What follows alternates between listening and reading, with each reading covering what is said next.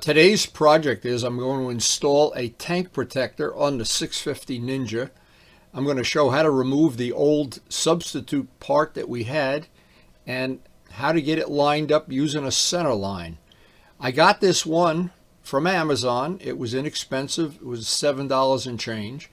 And it came with a gas cap, a carbon fiber gas cap that didn't fit any of the bikes.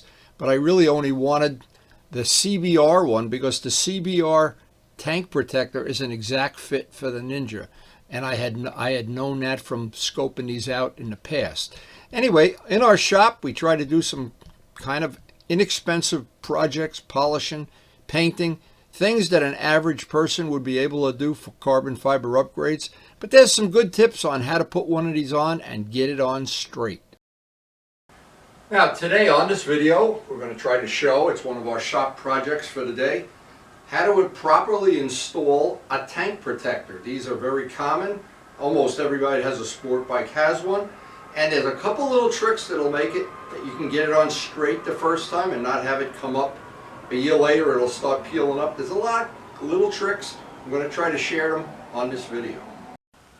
Now, of course, it's best to do this job with the bike straight up and down, not on an angle where you would have the kickstand. If you have a center stand, it's best to do the whole job while it's on the center stand. Just makes it easier to line it up.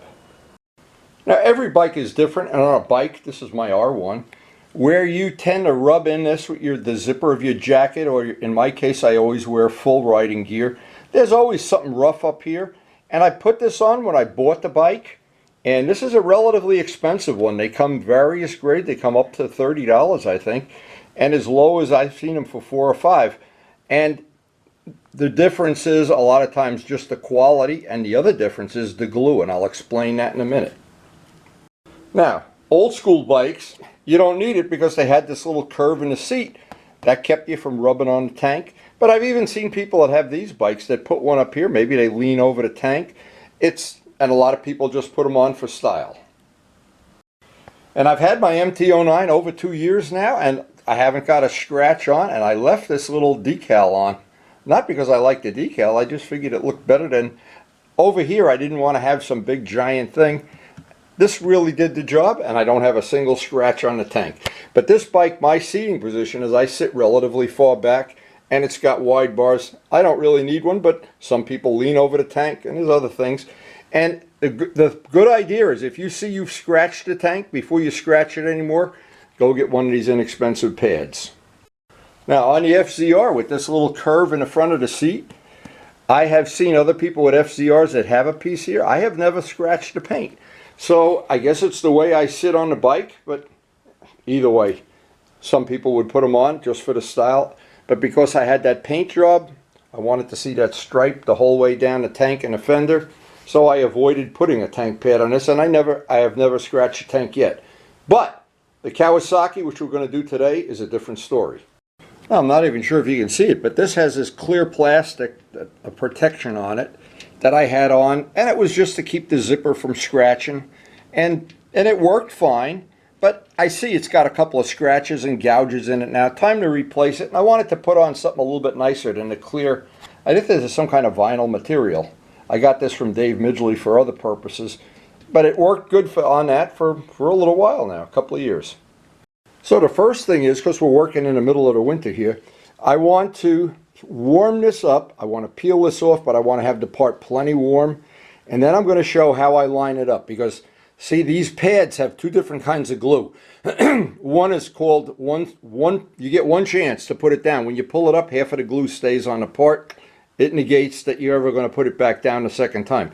The more expensive ones you buy, the $20 and $30 ones, you can get them up with heat and move it. But the best thing of all is get it on straight the first time, and I'll show my method of doing that. Now, there's a general rule about these types of glues that I've found, and tape. If you leave this out in a really cold day, it gets very, very sticky. And it may tend to mar the paint underneath when you pull it up. So the heat is always in your favor when you're trying to pull up masking tape or one of the old stickers. Even if the bike hasn't been repainted, if it's a factory paint job, heat is always your best friend. Now, if you have a factory paint job, not really critical, but if you have a bike that's been painted over the old paint, you don't want to run any risk of pulling up paint or delaminating it in any way, because you never know. That's always a possibility when you paint over old paint. But I fast forwarded this so you wouldn't get bored to death. I was very slow pulling that up. Now the next step is simple green, and this will get off most of all of the wax. Now I shopped around to get a tank pad that kind of matched the shape. Not all of them match. Before you buy one, you should kind of look around, and because if you get one that's going to be the wrong shape, in fact, the one that matches this the best that I found is the one for a CBR, and I think this is going to be a nice installation. I guess we're going to find out. But now it's a real important thing to get this perfectly clean, as warm as possible, and then I'll dry this off with a clean paper towel. This should get off any of the wax or the grit or anything that's on there, so we get a good bond and the pad doesn't tend to come up. So the next step is I want to trim off all the extra of this plastic. Just take a scissor, trim it off, because I want to try to use this. I want to lay out tape and make a little picture frame that this is going to go in, because I don't know if the glue on this, now I haven't put this brand on before, but the one I got for the R1, in the directions it says get it right the first time. Now I don't know about this one. Maybe we will get more than one shot, but even so, the second time you put the glue on and you press it down, then what's going to happen is at some point in time it's going to want to peel up in the really cold weather, really hot weather. I don't know. I'd like it to go on as straight as possible on the first shot, and I will show the method I've used, and I've used it in modeling and in motorcycles too. It seems to work no matter what you do. It's a good way to do it. And of course, the other thing is to keep this as warm as possible. If you're working in a warm climate, put it out in the sun. With no sun today, so I'm going to have to heat this with a hairdryer before I stick it down. Now this is the best trick I know to get it in the middle, because here's the possibility. You get it right in the middle, or it's off to one side, off to the other, or it's crooked, whatever. But it only takes a minute longer to take some 1/8" tape. I know this is in the center of the tank. I can see, I can eyeball this, but then I'm going to remeasure it, that I'm in exactly in the middle.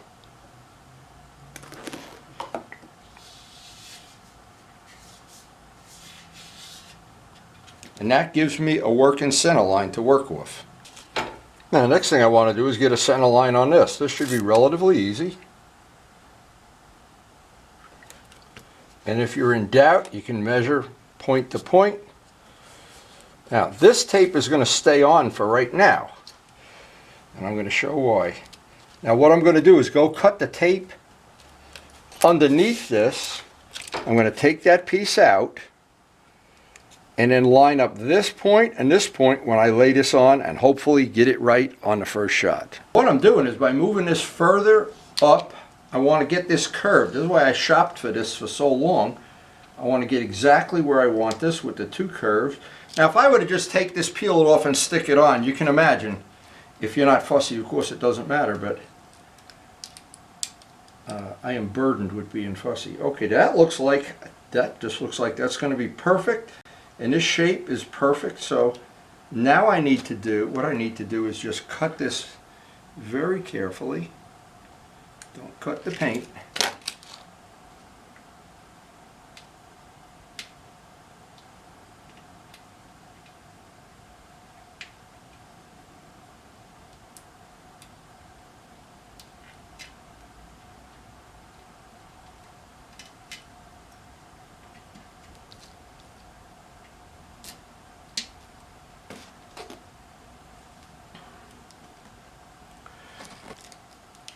So what I did, I cut this piece of tape out, leaving on both ends, and that's going to allow me to line up both ends, that end.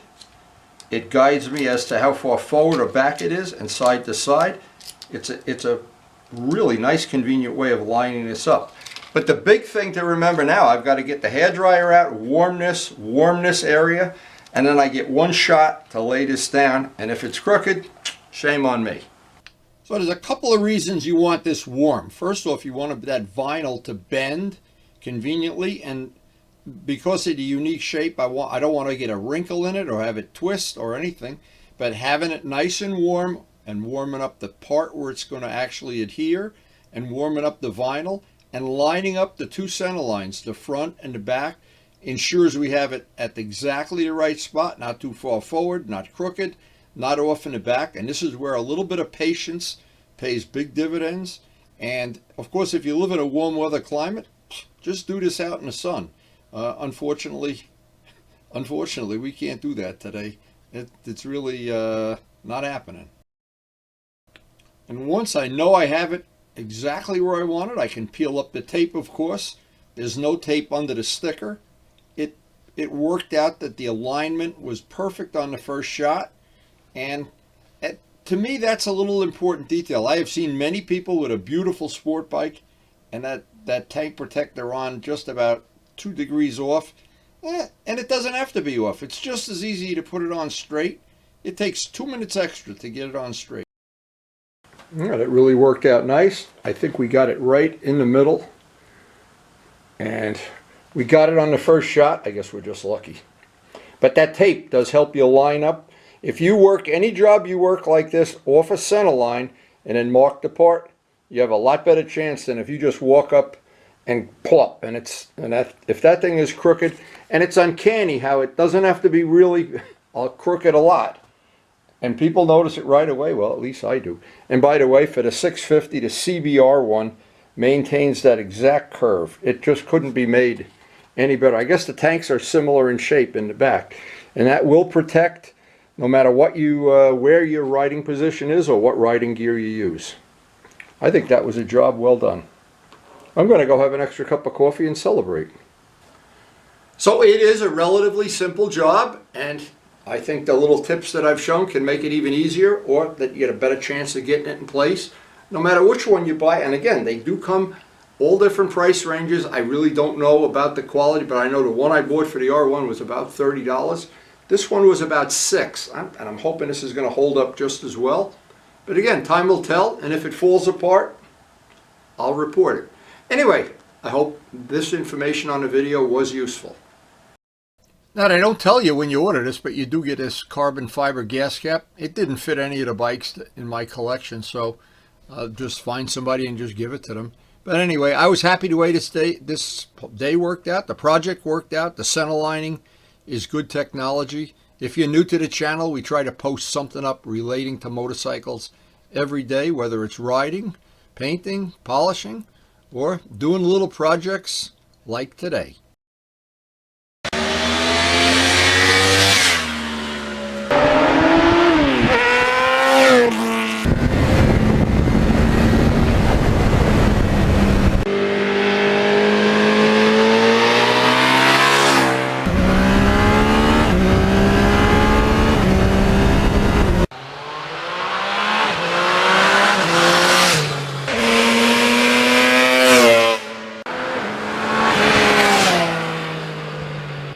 And thanks so much, guys, for watching.